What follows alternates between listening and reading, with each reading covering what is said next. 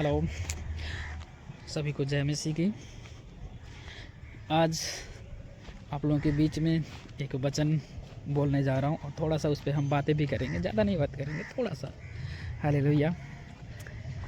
आज संसार के लोगों में एक बात जो है बहुत तेज़ी से होता है, क्या चुगली करना, झूठ बोलना, झूठ बोल बोल के फंसाना या किसी के विरोध में झूठी गवाही देना। आजकल ये पूरा फैशन बन गया है। हालेलुया। कोई अगर जो कमज़ोर है तो उसको दबा दो झूठ बोल बोल के। हालेलुया। नहीं, लेकिन बाइबल क्या कहता है? नहीं, बाइबल क्या कहता है कि झूठ बोलना सही है या दोष लगाना सही है? हालेलुया। नहीं, बिल्कुल नहीं। अगर जो हम मत्ती अध्याय 7 और वचन 1 और 2 या मध्य उसके साथ पूरे को पढ़ेंगे तो वहाँ पे साफ साफ बोला जा रहा है कि दोष मत लगाओ, क्योंकि अगर जो दोष लगाओगे तुम पर भी क्या होगा? दोष लगेगा। राइट। दोष लगाओगे तो तुम पर भी क्या होगा? दोष लगाया जाएगा। जिस नाप से तुम नापोगे उसी नाप से तुम्हें भी क्या किया जाए? नापा जाएगा। हालेलुया। तो ये सही नहीं है, तो नहीं करना है। और अगर जो उसी में पढ़ते तो उसमें और भी चीज़ें लिखा है कि तुम अपने आँखों दूसरे की आँखों में तिनका तुम्हें दिखाई देता है और तुम्हारे आँख में जो लट्ठा है तुम्हें बिल्कुल दिखाई नहीं देता है।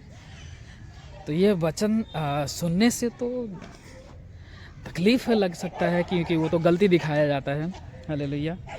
लेकिन अगर जो एक सही इंसान है जो अपने गलतियों को स्वीकार करना जानता है, जो कहता है कि मैं सही इंसान बनूंगा, जो कहता है कि नहीं मुझे सही इंसान बनना है, कि मैं सही इंसान कैसा होता, तो सबसे पहले झूठ बोल बोल कर किसी को दोष लगाना बंद करना पड़ेगा। सबसे पहले झूठ बोलकर दोष लगाना बंद करना ही पड़ेगा आपको। हालेलुया। और अपनी सारी गलतियों को, जो भी आप छोटे से छोटे गलती करो या बड़े से बड़े गलती करो, उनको स्वीकार करना सीखना पड़ेगा, मतलब पश्चाताप करना सीखना पड़ेगा। हालेलुया। लेकिन सबसे कठिन बात क्या होता है कि कोई मनुष्य अपनी गलती को मान पाना। हालेलुया। यही सबसे कठिन बात है। आज ज़्यादातर लोग अपने गलती को स्वीकार नहीं करते हैं और प्रार्थना तो करते हैं, उपवास भी रहते हैं, दान भी देते हैं, दशवांश भी देते हैं, सारे चीज़ करते हैं, लेकिन अपने गलती को स्वीकार नहीं करते हैं।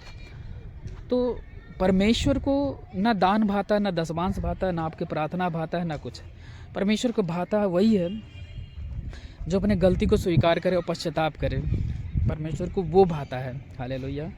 अगर जो हम बाइबल में ही पढ़ते तो वहाँ पे एक पिता जिसके 2 बच्चे थे, एक बड़ा बेटा एक छोटा बेटा, वहाँ पे यही चीज़ दर्शाया गया है कि उसके 2 बच्चे थे, उन दोनों बच्चों को उसने क्या बोला कि हे बेटा जा, बड़े बेटे को बोला ये काम तू कर लेना। उसने क्या बोला? बड़े बेटे ने ठीक है, ओके। और दूसरे बेटे ने क्या बोला? नहीं मैं नहीं करूँगा। छोटा वाला बोला मैं नहीं करूँगा। लेकिन बाद में जो है छोटा बेटा पछताप किया, अरे मैंने अपने पिता का जो है बातों को, आज्ञाओं को मैंने अस्वीकार किया, नहीं माना। और वो पश्चाताप करके क्या आया और अपने बाप के कहे हुए कामों को उसने पूरा किया। हालेलुया।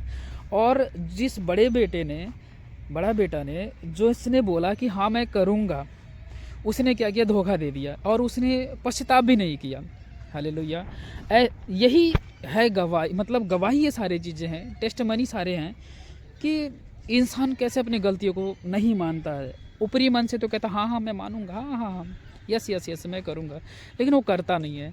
और दूसरा एक है कि जो कहता है नहीं करूँगा और वही क्या करता है? वो करता है। हालेलुया। तो ये चीज़ें हमें जानना ज़रूरी है कि आज के समय पे जो है क्या ज़रूरी है।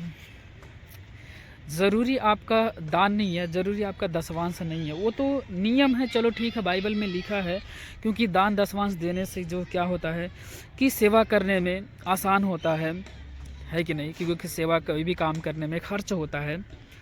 लेकिन आपका दान दशवांश ग्रहण तब होता है, फलदायक तब होता है जब आप परमेश्वर के सामने अपने गुनाहों को, अपने गलतियों को स्वीकार करना।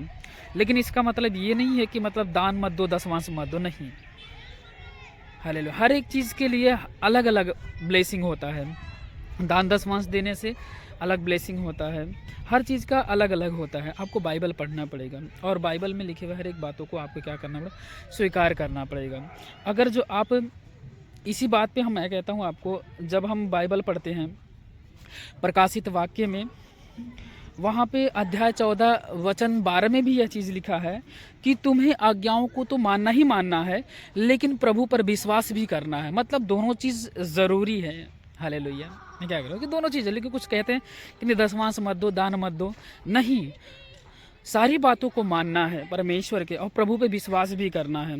अगर जो कोई फिर अलग अलग बात खोल के वचन, थोड़ा सा एक लाइन वचन खोल के, नहीं देखो यहाँ पे बोला है कि दशमांश मत देना है, देखो दान मत देना, देखिए मैं इस बात को स्वीकार नहीं करता हूँ। हालेलुया।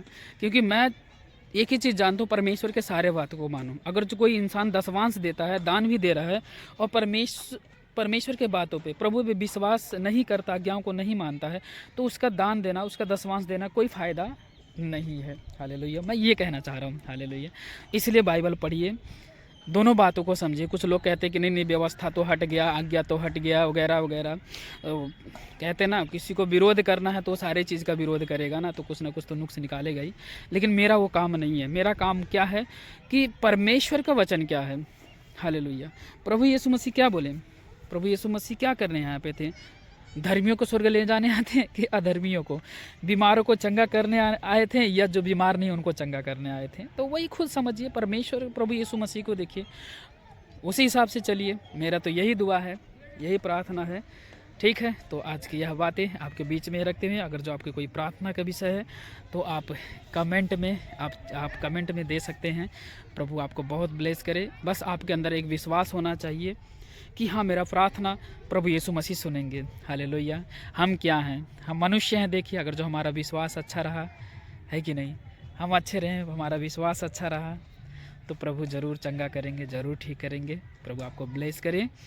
ठीक, हम ज़रूर अगले वीडियो में आपसे फिर कोई वचन लेके हम आपसे मिलेंगे। ठीक, तब तक सपोर्ट हमें कीजिए, हमारे लिए दुआ कीजिए, प्रार्थना कीजिए कि हम सही चीज़ों को आपके सामने ला सकें, विरोध में नहीं। फिर नहीं, विरोध में नहीं। मैं किसी का विरोध नहीं करता हूँ। मैं विरोध करता हूँ तो शैतान का विरोध करता हूँ। हालेलुया। लेकिन मैं बलिदान नहीं, जैसे परमेश्वर का वचन में लिखा है, मैं बलिदान नहीं, मैं दया चाहता हूँ। तो हम दया चाहते हैं। कोई बेशक हमारे अपने ही भाई लोग जो